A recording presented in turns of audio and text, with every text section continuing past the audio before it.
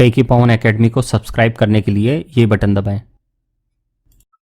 Welcome students, मेरे channel टेकी पवन academy में फिर से स्वागत है। आज का हमारा टॉपिक है घाटा क्या होता है, घाटे के प्रकार कौन कौन से हैं। राजस्व घाटा, पूंजीगत घाटा, राजकोषीय घाटा, प्राथमिक घाटा, ये सब हम इसमें देखने वाले हैं और उनके इम्प्लीकेशंस भी देखेंगे, क्या इनके निहितार्थ हैं, ताकि आपको प्रश्न के उत्तर लिखने में आसानी रहे। आइए स्टूडेंट्स, आज का टॉपिक है घाटे का अर्थ एवं घाटे के प्रकार। आइए देखते हैं इसे। सबसे पहले सरकारी बजट के घटक हम देख लें। सरकारी बजट को दो भागों में बांटा जाता है, राजस्व बजट और पूंजीगत बजट। फिर राजस्व बजट को भी दो भागों में बांटते हैं हम, राजस्व प्राप्ति और राजस्व व्यय।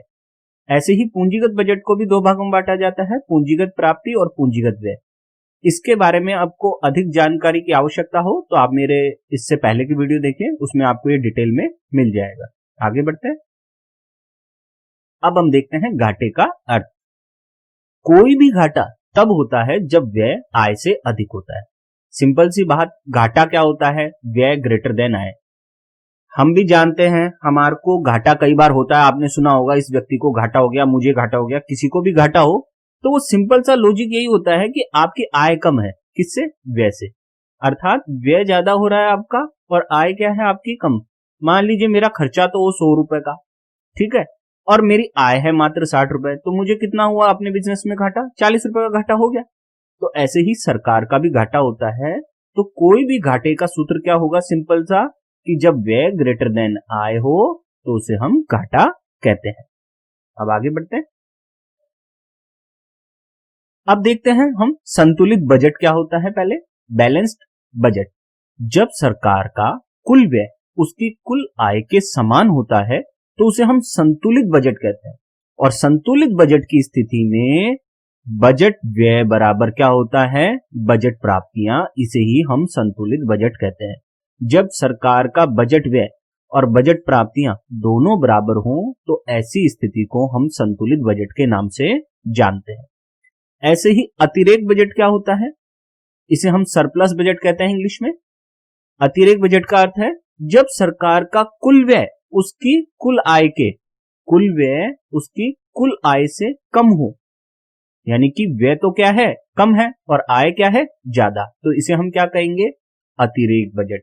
तो कहने का मतलब, जब सरकार का बजट व्यय कम हो और बजट प्राप्तियां ज्यादा हो तो उसे हम क्या कहेंगे? अतिरेक बजट। इसे हम फायदे का बजट भी कह सकते हैं। अब हम देखते हैं घाटों के प्रकार। घाटे कितने प्रकार के होते हैं? पहले हम पढ़ेंगे बजट घाटा, फिर राजस्व घाटा, फिर पूंजीगत घाटा पढ़ेंगे हम, फिर राजकोषीय घाटा और अंत में हम प्राथमिक घाटा पढ़ेंगे। आइए देखते हैं। नंबर 1, बजट घाटा, बजट डेफिसिट। जब सरकार का कुल व्यय उसकी कुल आय से अधिक होता है तो उसे बजट घाटा कहते हैं। सिंपल सी बात, कि जब बजट व्यय ग्रेटर देन हो बजट प्राप्तियों से तो उसे हम क्या कहते हैं? बजट घाटा। अब कुल व्यय का सूत्र क्या होता है? कुल व्यय को हम दो भागों में बांटते हैं, राजस्व व्यय और पूंजीगत व्यय।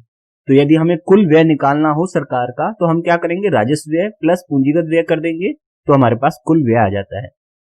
इसी को हम बजट व्यय भी कहते हैं। इसी को हम बजट व्यय भी कहते हैं।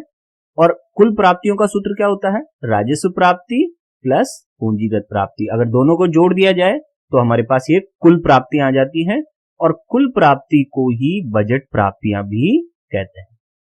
तो कहने का मतलब, बजट घाटा बराबर बजट व्यय माइनस बजट प्राप्तियां भी हो सकता है, या कुल व्यय माइनस कुल प्राप्तियां भी हो सकता है। यह एक संकुचित अवधारणा है, छोटी अवधारणा है। यह वित्तीय असंतुलन का एक आंशिक माप है, क्योंकि इसके द्वारा यह ज्ञात नहीं होता कि सरकार अपना घाटा पूरा करने के लिए घरेलू बचतों और विदेशी ऋणों पर किस सीमा तक निर्भर है। इस घाटे से यह पता नहीं चलता कि भारत सरकार को अपना घाटा पूरा करने के लिए कितनी तो घरेलू बचतों की आवश्यकता है और कितना विदेशी ऋणों की आवश्यकता है, इसका पता नहीं चलता है। इसलिए इसे संकुचित अवधारणा कहते हैं। दूसरा है हमारा राजस्व घाटा, रेवेन्यू डेफिसिट।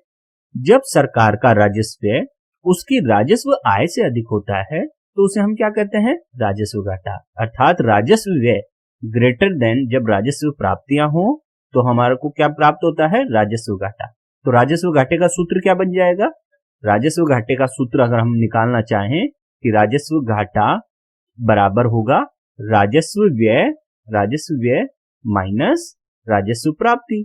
सिंपल सी बात। तो ये हमारा सूत्र हो जाता है राजस्व घाटे का, राजस्व घाटा बराबर राजस्व व्यय माइनस राजस्व प्राप्तियां। अब हम देखते हैं राजस्व घाटे के निहितार्थ क्या क्या है, इंप्लीकेशंस क्या क्या है। सबसे पहले राजस्व घाटा यह सरकार के अपने नियमित और आवर्ती व्यय को पूरा करने में असमर्थता को दर्शाता है। अर्थात ये बताता है कि सरकार का जो कंटिन्यूअस जो एक्सपेंडिचर है वो सरकार कंप्लीट पूरा नहीं कर पा रही। दूसरा, इससे तात्पर्य यह है कि सरकार अपने अत्यधिक व्यय से असंतुष्ट है।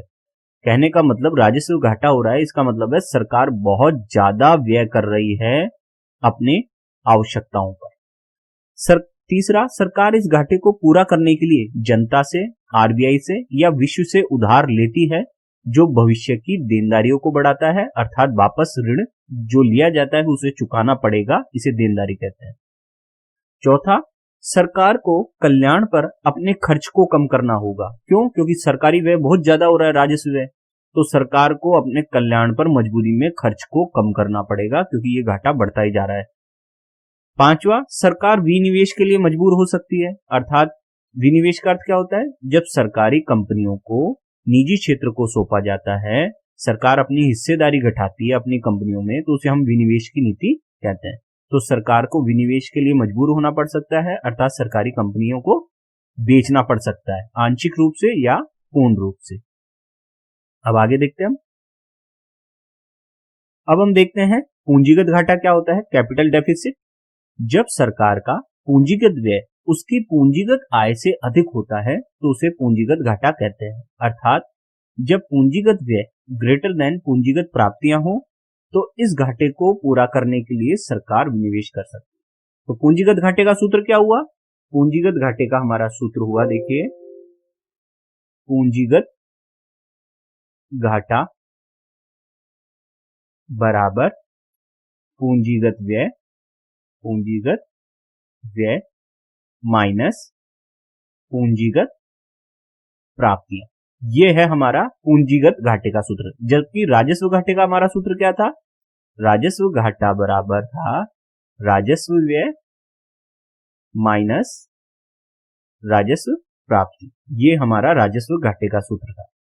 तो इस तरह से आप देख सकते हैं राजस्व घाटा केवल राजस्व से संबंध रखता है और पूंजीगत घाटा केवल पूंजीगत मद से संबंध रखता है। और इस घाटे को पूरा करने के लिए सरकार क्या करती है, विनिवेश की नीति अपनाती है। अब है चौथा पॉइंट, राजकोषीय घाटा, फिस्कल डेफिसिट। यह अर्थव्यवस्था में संसाधन अंतराल को बताता है, अर्थात कितना गैप है। अर्थात राजकोषीय घाटा यह बताता है कि अर्थव्यवस्था को सुचारू रूप से चलाने में कितने संसाधनों की कमी है ताकि जन कल्याण अधिकतम किया जा सके। कहने का मतलब राजकोषीय घाटा जो संसाधन अंतराल को बताता है वो ये बताता है कि संसाधन कितने हैं सरकार के पास और कितने कम है उसके पास संसाधन जिसकी पूर्ति उसे ऋण लेकर करनी पड़ेगी। तो ये उसको बताता है। जब सरकार का कुल व्यय उसकी उधार छोड़कर कुल आय से अधिक हो, ध्यान देना, जब सरकार का कुल व्यय उसकी उधार छोड़कर, हम उधार को इसमें शामिल नहीं कर रहे है ना, कुल आय से अधिक हो तो उसे हम क्या कहेंगे, राजकोषीय घाटा। तो उसे राजकोषीय घाटा कहते हैं। अर्थात राजकोषीय घाटा बराबर कुल व्यय ग्रेटर देन कुल प्राप्तियां होती है उधार छोड़कर। और इसी को हम सूत्र में देखें तो क्या हो सकता है, राजकोषीय घाटा, राजकोषीय घाटा हो सकता है, राजकोषीय घाटा बराबर, ये हमारा हो गया राजकोषीय घाटा बराबर कुल व्यय। अब इस ग्रेटर देन की जगह आप ये चिन्ह लगा देना बस, माइनस वाला, ठीक है। राजकोषीय घाटा बराबर कुल व्यय माइनस कुल प्राप्तियां उधार छोड़कर। राजकोषीय घाटे का ही सूत्र हम इसको और बड़ा करते हैं। कुल व्यय का मतलब क्या होता है? राजस्व व्यय प्लस पूंजीगत व्यय। ऐसे ही कुल प्राप्तियों का मतलब क्या होता है? राजस्व प्राप्तियां प्लस पूंजीगत प्राप्तियां। लेकिन ये उधार चूंकि पूंजीगत खाते का वो माना जाता है, इसलिए हमने यहां लिखा है उधार छोड़कर पूंजीगत प्राप्ति।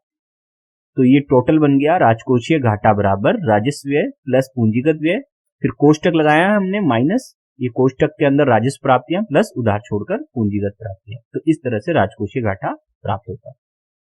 अब एक और सूत्र है राजकोषीय घाटे को प्राप्त करने का कि राजकोषीय घाटा क्या होता है? उधार को दिखाता है ये। तो आरबीआई से कितना उधार लिया, विदेशों से कितना उधार लिया और घरेलू अर्थव्यवस्था से कितना उधार लिया। अगर हम इन तीनों मदों को जोड़ दें तो भी हमारे पास राजकोषीय घाटा आ जाता है। तो राजकोषीय घाटा किसको बताता है? उधार को। जितना भी उधार अर्थव्यवस्था ने लिया है वो समस्त उधार अगर अब जोड़ दिया जाए तो राजकोषीय घाटा हो जाता है। इसीलिए राजकोषीय घाटे को उधार भी कहते हैं, ऋण भी कहते हैं और राजकोषीय घाटे को ही सकल राजकोषीय घाटे के रूप में भी जाना जाता है। आगे बढ़ते हैं।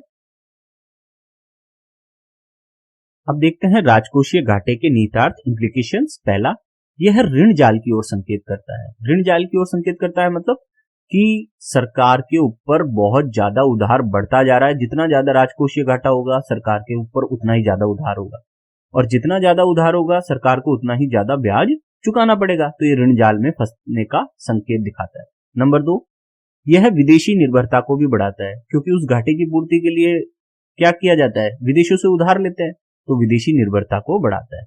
नंबर 3, यह भविष्य के विकास को बाधित करता है। क्यों? क्योंकि अगर हम ज्यादा उधार लेंगे, ऋण ज्यादा लेंगे तो हमारा जो सारा पैसा है इकोनॉमी का वो तो ब्याज चुकाने में ही खर्च हो जाएगा। तो हम भविष्य के लिए क्या करेंगे? विकास। नंबर 4, सरकार घाटे के वित्त पोषण के लिए घाटे की वित्त व्यवस्था अपनाती है। अर्थात सरकार को जो राजकोषीय घाटा होता है उसमें जितने रुपए का घाटा हुआ है उसके वित्त पोषण के लिए सरकार क्या करती है? वित्त व्यवस्था अपनाती है घाटे की, जिसे हम डेफिसिट फाइनेंसिंग कहते हैं। इसमें सरकार क्या करती है?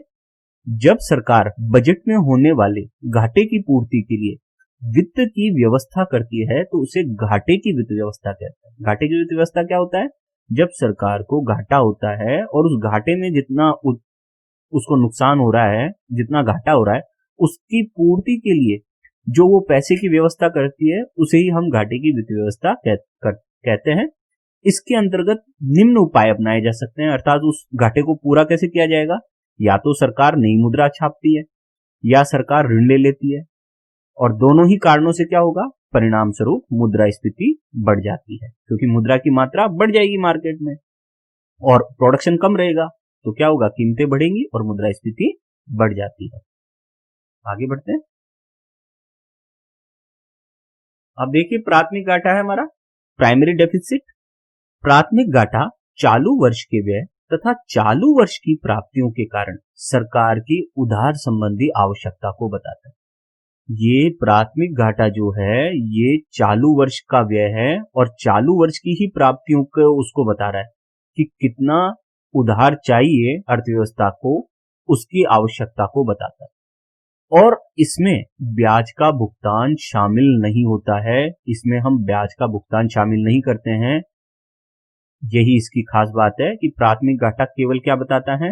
वो ये बताता है कि चालू वर्ष का व्यय तथा चालू वर्ष की प्राप्तियों के कारण सरकार की उधार संबंधी आवश्यकता को बताता है कि सरकार को कितना उधार की आवश्यकता है इस वर्ष के व्यय और इस वर्ष की प्राप्तियों के कारण। ठीक है। प्राथमिक घाटा बताता है कि सरकार को ब्याज भुगतान के अलावा और कितने उधार की जरूरत है। सरकार जो पुराना ऋण लिया है सरकार ने, उसका ब्याज भुगतान करती है सरकार, लेकिन उसके अलावा और कितने उधार की आवश्यकता है वो कौन बताता है? प्राथमिक घाटा। तो प्राथमिक घाटे का हमारा सूत्र क्या होता है? प्राथमिक घाटा बराबर राजकोषीय घाटा माइनस ब्याज भुगतान। अर्थात राजकोषीय घाटे में से ब्याज भुगतान घटा दिया जाए तो प्राथमिक घाटा प्राप्त होता है। ऐसे ही प्राथमिक घाटे का एक और सूत्र है प्राथमिक घाटा बराबर ऋण घटा ब्याज भुगतान। ये सीबीएसई का ओरिजिनल क्वेश्चन है जो मैंने यहां लिख दिया है। एक बार आया था एमसीक्यू में कि प्राथमिक घाटा क्या होता है, निम्न ऑप्शन में से चुनाव कीजिए, तो उसमें ये ऑप्शन था ऋण घटा ब्याज भुगतान। तो ऋण का मतलब होता है राजकोषीय घाटा और घटा का मतलब माइनस, और ब्याज भुगतान का मतलब ब्याज भुगतान। तो ये ऋण घटा ब्याज भुगतान और कुछ नहीं है, प्राथमिक घाटा ही होता है। ऐसे ही प्राथमिक घाटे का एक सूत्र और है, उधार माइनस ब्याज भुगतान। क्यों? क्योंकि ऋण को ही उधार भी कहते हैं। अब आगे देखते हैं हम प्राथमिक घाटे के निहितार्थ। पहला, यह सरकार को ब्याज भुगतान के अलावा अन्य खर्चों को पूरा करने के लिए उधार लेने की आवश्यकताओं को इंगित करता है। अर्थात प्राथमिक घाटा क्या बताता है कि जो ब्याज चुकाया जाता है पिछले ऋणों पर, उसके अलावा भी भारत सरकार को खर्चा पूरा करने के लिए कितने उधार की आवश्यकता है, उसको ये बताता है। Number 2, zero primary deficit. Zero प्राथमिक घाटा क्या इंगित करता है? सरकार पिछले उधारों पर ब्याज चुकाने के लिए उधार लेने के लिए मजबूर है। प्राथमिक घाटा क्या बताता है कि सरकार पिछले उधारों पर ब्याज चुकाने के लिए उधार लेने के लिए मजबूर है।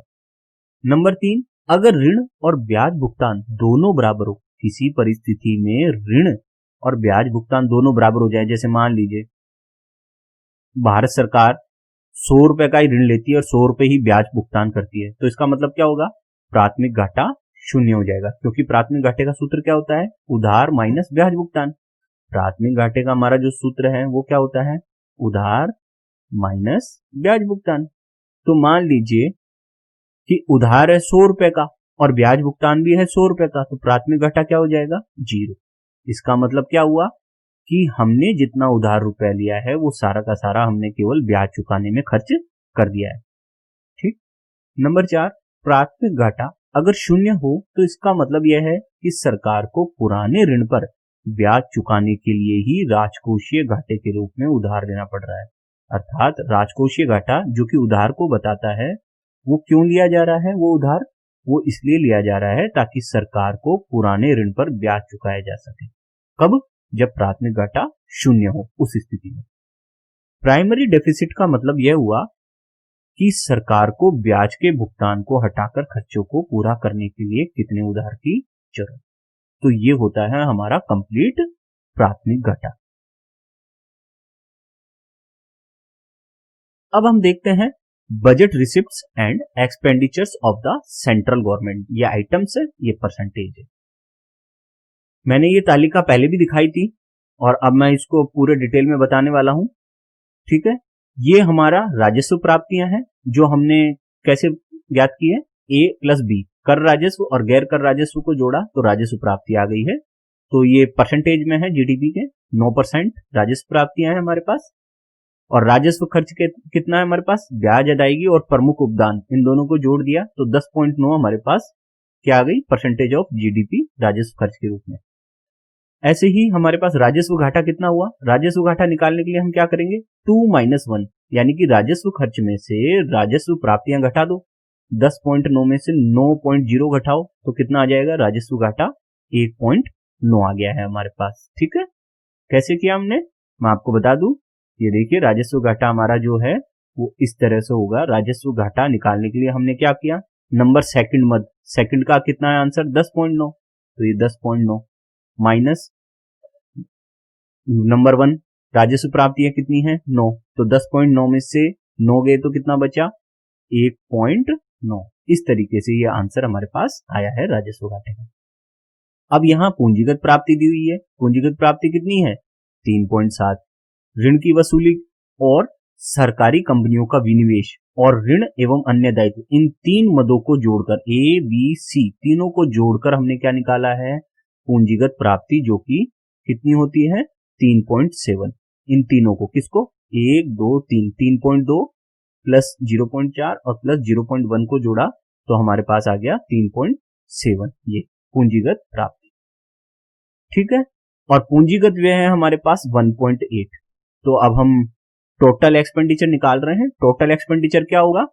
नंबर 2 का मद और नंबर 5 का मद जोड़ दो, राजस्व खर्च, प्लस नंबर 5 को जोड़ दो, पूंजीगत व्यय।